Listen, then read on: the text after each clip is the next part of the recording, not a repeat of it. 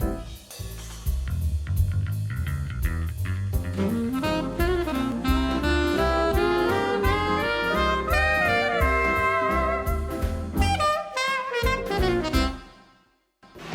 there, I'm Richie York, and I'm inviting you to a special celebration with the Stampeders, one of Canada's best-known recording groups. Calgary's Stampeders found worldwide success and fame during the 1970s. But if Kim Berly and Rich Dodson had followed their original career plans, the group might never have been formed. I wanted to be a pilot. And I almost became a priest. Oh. Those lofty dreams went out the window once Kim and Rich discovered their passion for music.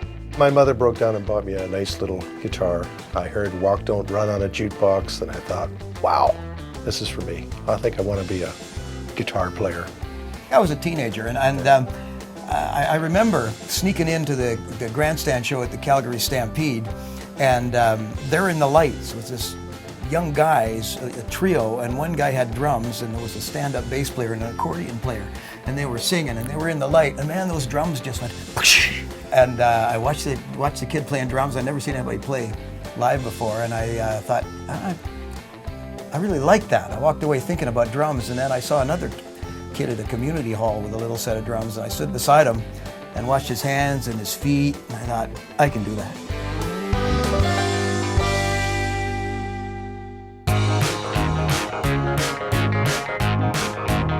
We met pretty young. I mean, I was 16, I guess. We kind of both got playing before we met each other, but he was in the first band that kind of I was ever in. It was with Rich, and so that's an unusual circumstance to find yourself like 40-some years later playing with the same guy. This is the only band I've ever been in. Our first incarnation was the Rebounds, which was Kim playing drums, and then the Stampeders, and it's the only band I've ever been in. The other key member of the Stampeders is bass player Ronnie King. We left Calgary in '66, and he came in '65, about a year.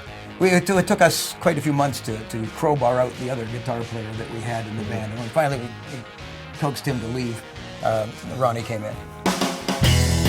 Another important person in the Stampeders organization was manager record producer Mel Shaw, who early on convinced the band to change its name.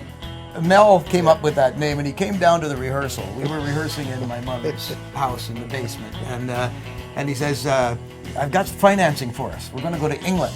So he had a local millionaire who had apparently told him, I don't know whether he did or not, because it never happened, but he apparently told him he would give the band $10,000 because Mel wanted us to go to England. So he says, but he's got a condition. Oh, what? Well, you have to change the name. Oh, that's okay. We were called the Rebounds. We didn't care much for that. And what's the name going to be?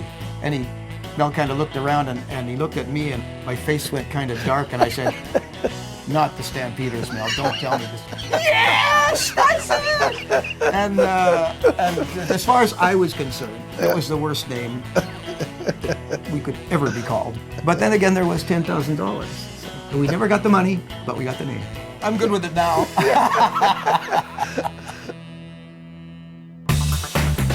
In 1966, the 6 original Stampeders, soon to be reduced to 3, climbed into a '62 Cadillac and hit the road for Toronto.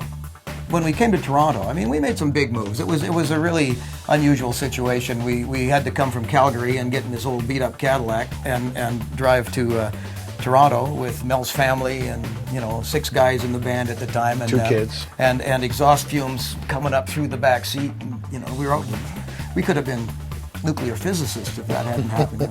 Many dead brains. And we had to stay a month ahead of household finance because he owed a bit of money. Yeah, but we came and played around. It was 5 years before we had anything happen on record. We put out some records, but nobody was signing. Mel was shopping it around. We went to New York, and actually we did get a deal in New York in 1968 with MGM, and we had a single out, and then they forgot all about us. No one would forget the Stampeders after their first major hit, Carry Me, started climbing the Canadian record charts. Carry me home to Birmingham. Carry Me was the first track that gained any traction out there for us, in any way. That was, I guess, in 1970, off our first album, Against the Grain. Well, actually, it wasn't. It was out before We finished the album. 69. We managed to get "Carry Me Out" as a single. Yeah, because we got that half-price recording session. That's right. It's Sound Canada. Sound Canada. If you went in at midnight and worked all night with one of the trainee engineers, well, you could get the half price. Yeah. And so that's how we got "Carry Me," and Yeah. something for the B-side, and we put that out, and it was coincided perfectly with the brand new Canadian content regulations. And so that did help us get on like some the bigger radio stations. That's one of the top recognition songs. It's gotten played a lot over the years, and it definitely got the ball rolling. And the Stampeders hits just kept on coming. And then the second release was "Sweet City Woman," and off we go, you know. Yeah, that took off like a rocket. Sweet city woman. He didn't play banjo. Well, I just thought it'd be really nice to hear that lick with a banjo sound, so I rented a banjo on the way to the session, basically, and can't believe it. Just banged that thing off. And I think we did 3 or 4 tracks that day, of which Sweet City Woman was one. Sweet City Woman became such a worldwide smash that other performers quickly recorded cover versions, although some of those weren't exactly legal. We were out making the rounds with our promotion girl in Montreal, and we were at one of the radio stations, and we hear "Sweet City Woman" rattling out of the control. That's right, they beat us to they're it. playing it. Oh, wait a minute. It's in French. And there was a young couple in there, a guy and a girl, who had recorded this. And we went in and we all smiled and shaking hands with them, and they were looking at us kind of funny, like because they didn't ask. Yeah. Not long after Sweet City Woman was released in 1971, the band returned to Calgary for their first concert since leaving 5 years earlier. Our first show, it was fairly early on after "Sweet City Woman" that we went back there, and the first show was at the Jubilee Auditorium, and there was about 600 people, which was not a great turnout. And Walt Grealis of RPM had come out, and he introduced the show. And the first thing he did was go out and kind of, reprimand Calgarians for not showing up to support us. And I remember I kind of got on the microphone and I said, well, these folks are here, so. And he realized that he was chastising the wrong people. We didn't stay in Calgary as the Stampeders a real long time either to nurture that local fan base. That's true. We just sort of geared up, put our thing together, and then we thought, we're out of here. Despite the Stampeders' phenomenal success around the world, they still had to perform whenever and wherever they could here at home. Everybody in Canada saw us at their high school at some point, because in the 70s, that was actually a really good market that's completely faded away now for bands, Canadian bands in that category. This is a small country. You can't play that many major dates here. You're done in 20 or 30 days, and that's if you take in all the good secondary markets.